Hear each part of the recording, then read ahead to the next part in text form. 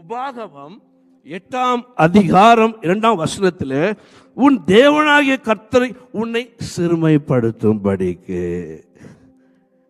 எங்க ஆரம்பிக்கிறார் பார்த்தீங்களா? ரொம்ப தாழ்மையா இருக்கணும் ஆண்டவர்கிட்ட.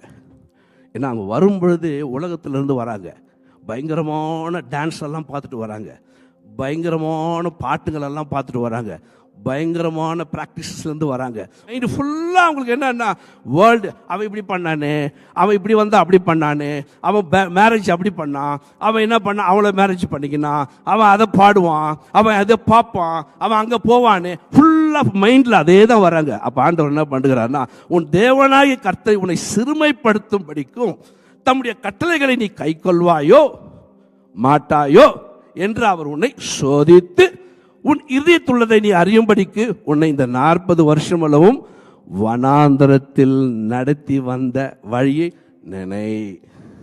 அல்லேலூயா. நினை. உன்னை சிறுமைப்படுத்தி பசியினால் வருத்தி, இப்ப சொல்லுங்க, பசி வர வச்சு ஆகாரம் கொடுக்காம பசியோட இருக்க வச்சது யாரு?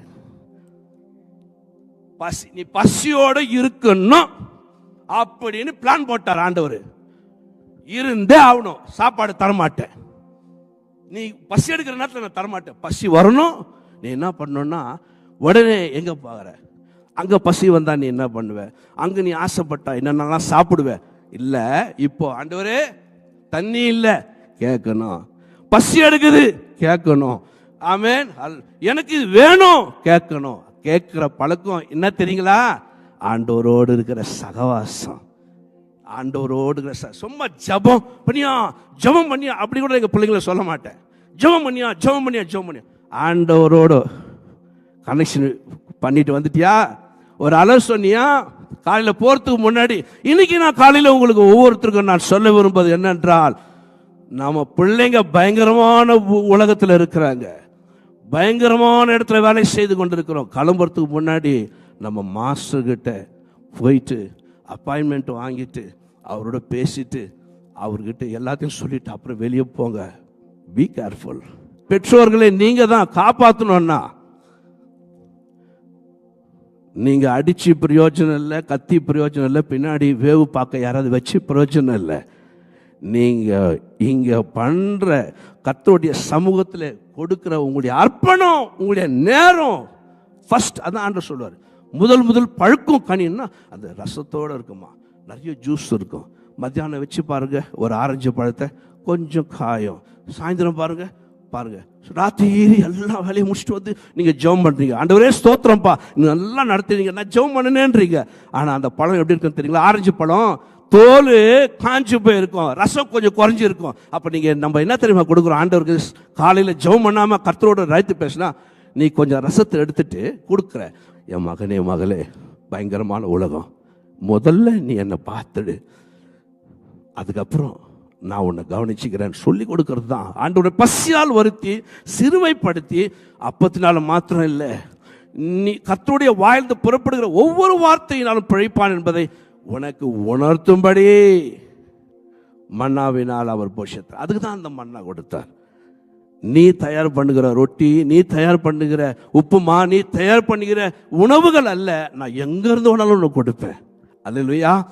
பாருங்களேன், பேதுரு ஆண்டவர் ஏற்றுக்கொண்டார், மறுதலித்தார், அழுதார், பயங்கரமா அழுதார். எதுக்கு? ஐயோ என் ஆண்டவரை காட்டி கொடுத்தேன். அழுது கூட பார்த்தீங்களா என்ன நடந்தது தெரியுங்களா? வாடா நம்ம போகலாம், மறுபடியும் பழைய வேலைக்கு போகலாம். இது நடக்காது, டேஞ்சர், பயங்கரமான சூழ்நிலை, பயம், நம்மளை இவரை பிடிச்ச அவரையே பிடிச்சிட்டாங்க, நம்ம எந்த மூலன்னு சொல்லி பழைய வேலைக்கே போயிட்டார். போயிட்டு பிடிக்கிறாரு, மீன் வரல. ஆண்டவர் காட்டுறாரு, நீ எங்கே போட்டாலும் கடலில் கிடைக்காது. எதுக்கு தெரியுமா? நான் தான் சிருஷ்டிகர்த்தா. ராத்திரியெல்லாம் போட்டா கூட உனக்கு கிடைக்காது. ஏன்னா என்னை விட்டுட்டு நீ போய் நீ எந்த வேலை செய்தாலும், என்னை விட்டுட்டு போய் நீ எந்த பிஸ்னஸ் பண்ணாலும் இந்த உலகத்தில், ஏன்னா உலகம் என்னுடையது, அது சிருஷ்டித்தது நான், எல்லாம் கேட்குங்க. மீனுக்கு சொன்னா கேட்கும், எல்லாம் கீழ்ப்ப. யோனான் வாழ்க்கையில் நீங்க பார்த்தீங்கன்னா ஒரே ஒருத்தன் தான் கீழ்ப்படிய மாட்டான், அவன் மனுஷன். அதுக்கு தான் அவர் கற்றுக் கொடுக்கும்படி கடைசியில் அவர் காட்டிட்டு அவர் ஃபிஷ் எடுத்து வறுத்து அவர் கொடுக்குறார். வா பேதுரு வா, அங்க இல்ல ஃபிஷ், எங்க இருக்குது? என் கையில் இருக்கிறது. கடல்ல இல்ல ஃபிஷ், தரையில கூட நான் வர வைப்பேன்.